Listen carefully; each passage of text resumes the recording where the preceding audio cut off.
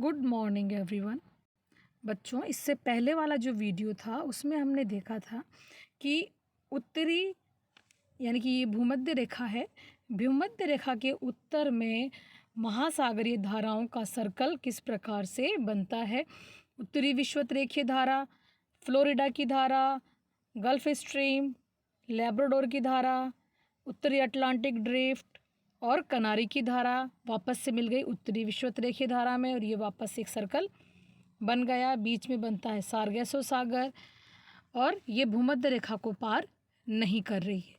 इसी तरीके से अटलांटिक महासागर के दक्षिण में भी होता है, जो तट के सहारे महासागरीय जल जो है चल रहा है, जिसको हम कहेंगे दक्षिणी अटलांटिक महासागर में चलने वाली धाराएं।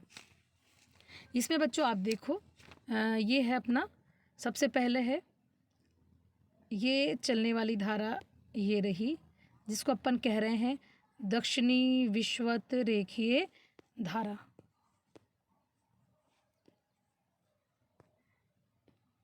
आप ये देखिए, ये दक्षिण अमेरिका, अफ्रीका और नीचे आर्कटिक महासागर है, और एक सर्कल बना हुआ है अंटार्कटिका महाद्वीप है नीचे। तो अब आपने देख सकते हैं, ये रहा अपना। बच्चों, सबसे पहले स्टार्टिंग में देखिए दक्षिणी विषुवत रेखीय, जैसे उत्तर में चल रही है ना उत्तर विषुवत रेखीय धारा, वैसे ही दक्षिण में चल रही है दक्षिणी विषुवत रेखीय धारा, जिसकी दिशा जो है पूर्व से पश्चिम की तरफ है, जो कि 10 से लेकर के 20 डिग्री दक्षिण अक्षांशों के बीच में चल रही है। ये धारा जो है गर्म पानी की जल धारा है, और ये धारा अफ्रीका के गिनी तट से प्रारंभ होती है और ब्राज़ील तट तक चलती है। ठीक है, कहाँ से उत्पन्न हो रही है ये? अफ्रीका के गिनी तट से प्रारंभ होकर के ब्राज़ील के तट तक चल रही है, पूर्व से पश्चिम दिशा की तरफ। ये जो शाखा है, जैसे ही ब्राज़ील के तट के टकराएगी, इसके 2 भाग हो जाते हैं। एक भाग जाता है उत्तर की तरफ और एक भाग आता है दक्षिण की तरफ, और दक्षिण की तरफ जो धारा चलती है उसका नाम होता है ब्राज़ील की धारा, जिसको हम कहते हैं ब्राज़ील की धारा। तो बच्चों, आपको यह दिख रहा है, ये इसमें चित्र में आपको ब्राज़ील की धारा, ये रही ब्राज़ील की धारा। ब्राज़ील की धारा जो है उच्च तापमान की धारा है, गर्म धारा है। क्यों है गर्म धारा?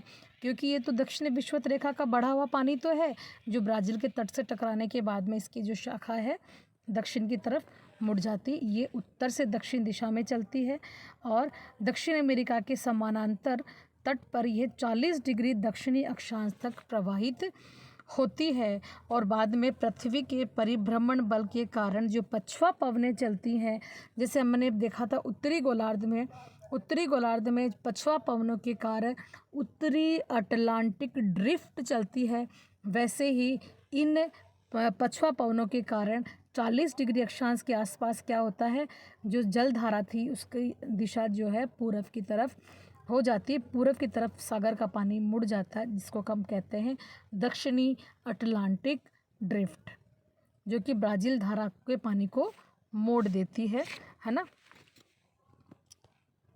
ये रही जो दक्षिण अटलांटिक, जब ब्राज़ील की धारा पृथ्वी के परिभ्रमण के कारण विक्षेप बल के द्वारा पूर्व दिशा की तरफ मुड़ जाता है, और स्थल के अभाव में पछुआ पवनें क्या करती है, इनको अपनी गति के साथ बहा करके ले जाती है, जिसको हम कहते हैं दक्षिणी अटलांटिक प्रवाह या पछुआ पवन प्रवाह या अंटार्कटिक पवन प्रवाह आदि के नाम से जाना जाता है, और ये एक ठंडे पानी की धारा होती है। इधर देखो आप, ब्राज़ील की धारा 40 डिग्री अक्षांश के आसपास क्या होता है, आर्कटिक महासागर का, अंटार्कटिका सागर का जो ठंडा जल होता है वो दक्षिण से उत्तर की तरफ आता है, जो कि अर्जेंटीना तक प्रभावित होता है, और इसका 30 डिग्री अक्षांश के आसपास तक ये ठंडा जल जाता है, और इसमें बहुत बड़े बड़े हिमखंड होते हैं, और आकर के ये ब्राज़ील की धारा में मिल जाया करते हैं। ठीक है, जैसे आपको मैं एक डायग्राम अपन यही बना के देखते हैं बच्चों। जैसे मान लो ये है दक्षिणी विषुवत रेखा धारा और ये है ब्राज़ील का तट। इससे टकराई, एक शाखा चली गई उत्तर में, एक शाखा आ गई दक्षिण में। जो दक्षिण में आ रही है इसका नाम है ब्राज़ील की धारा। 40 डिग्री अक्षांश तक इस धारा चल रही है उत्तर से दक्षिण की तरफ। दक्षिण से एक पानी आ रहा है जिसका नाम है फॉकलैंड की धारा। ये जो फॉकलैंड की धारा है इस फॉकलैंड की धारा का जल जो है दक्षिण से उत्तर की तरफ जा रहा है, जो बहुत ठंडी जलधारा के नाम से है। इसमें बड़े बड़े शिलाखंड होते हैं जो कि अंटार्कटिका महाद्वीप की तरफ से उत्तर से दक्षिण से उत्तर की तरफ जारी। इसका पानी 30 डिग्री दक्षिणी अक्षांश तक जाता है और ये धारा आपस में मिल जाती हैं। और पछुआ पवनों के कारण इनका ये जो पवन है इसका मार्ग परिवर्तित हो जाता है, जिसको हम कहते हैं दक्षिणी अटलांटिक ड्रिफ्ट। और ये धारा अफ्रीका के तट तक पहुंचती है और अफ्रीका के तट के पास में इसमें ये धारा जो है अफ्रीका के तट पर ये ठंडी धारा पहुंच कर के अफ्रीका के तट से टकराती है। कौन सी? उत्तरी अटलांटिक धारा जो आ रही थी वो अफ्रीका के तट पर पहुंचती है। उसके 2 हिस्से हो जाते हैं, जो एक हिस्सा दक्षिण सिरा उत्तर की तरफ मुड़ जाता है और एक विषुवत रेखा में विलीन हो जाता है। जो उत्तर की तरफ मुड़ जाता है उसको हम कहते हैं बेंगुला की धारा, जो कि ठंडी धारा होती है जिसकी दिशा दक्षिण से उत्तर की तरफ होती है। इस डायग्राम में हम आपको समझाने की कोशिश करती हूँ बच्चों। ये देखिए आप, ये है दक्षिणी विषुवत रेखीय धारा। ब्राज़ील के तट से टकराने के बाद में इसका पानी एक तो चला गया उत्तर में और एक चला गया दक्षिण में। दक्षिण में हम इस धारा को कहते हैं ब्राज़ील की धारा, जो कि गर्म धारा है जिसके पानी की दिशा उत्तर से दक्षिण की तरफ है और ये धारा लगभग 40 डिग्री अक्षांश तक चलती है। और इस धारा में नीचे से यानी कि साउथ से दक्षिण से एक धारा आती है फॉकलैंड की धारा। फॉकलैंड की धारा 40 डिग्री अक्षांश के आसपास इसमें आकर के मिल जाती है और जिसके कारण यहाँ कोहरा हो जाता है। पछुआ पवनों के कारण इनकी दिशा जो है पश्चिम से पूर्व की तरफ हो जाती है, जिसको हम कहते हैं पश्चिमी पवन प्रवाह या फिर दक्षिणी अटलांटिक ड्रिफ्ट। ये धारा सीधी चलती क्योंकि इसको कोई डिस्टर्बेंस नहीं है और अफ्रीका के तट पे जाकर के इसके 2 शाखाएं हो जाती है।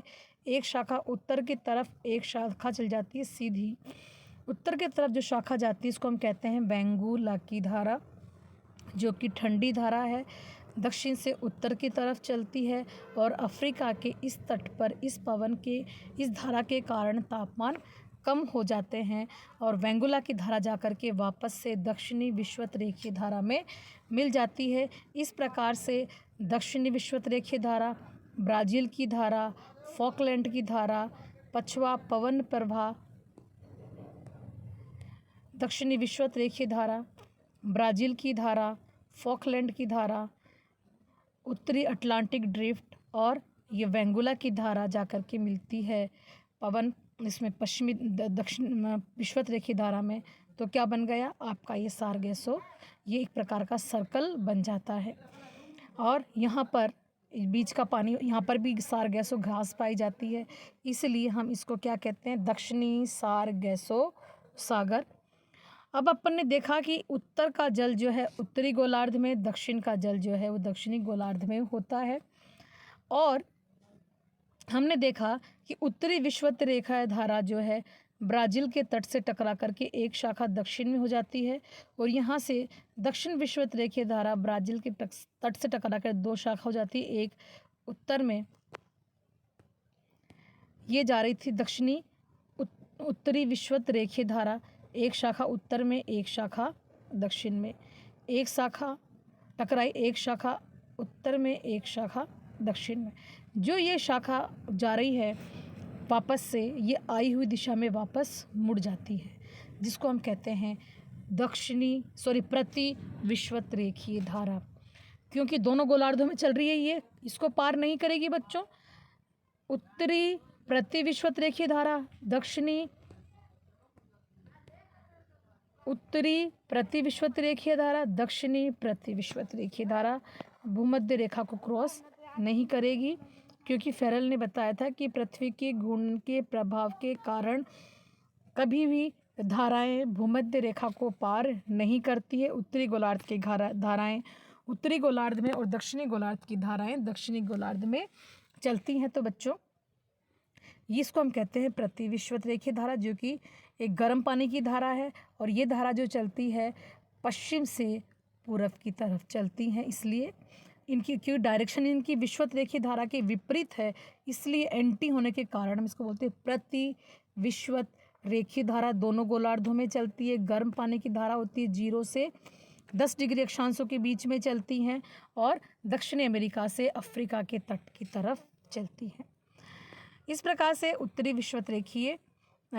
अटलांटिक और दक्षिणी अटलांटिक महासागर की धाराएं अपन ने पढ़ी। हमने देखा कि उत्तरी अटलांटिक महासागर में जो धाराएं चल रही उसके काफ़ी विभाजन हो रहे हैं, और दक्षिण में बिल्कुल सिंपल, क्योंकि यहाँ पर स्थलीय भाग का अभाव है, इसलिए धाराएं तट से टकराती नहीं है, तो ज़्यादा विभाजन नहीं होने के कारण बहुत सारी धाराएं नहीं बनती है। जबकि उत्तरी गोलार्ध में चूँकि यहाँ पर ग्रीनलैंड है, आइसलैंड है, इंग्लैंड है, तो इसके कारण जो धाराएं वो टकरा करके कई सारी शाखाओं में बट जाती हैं।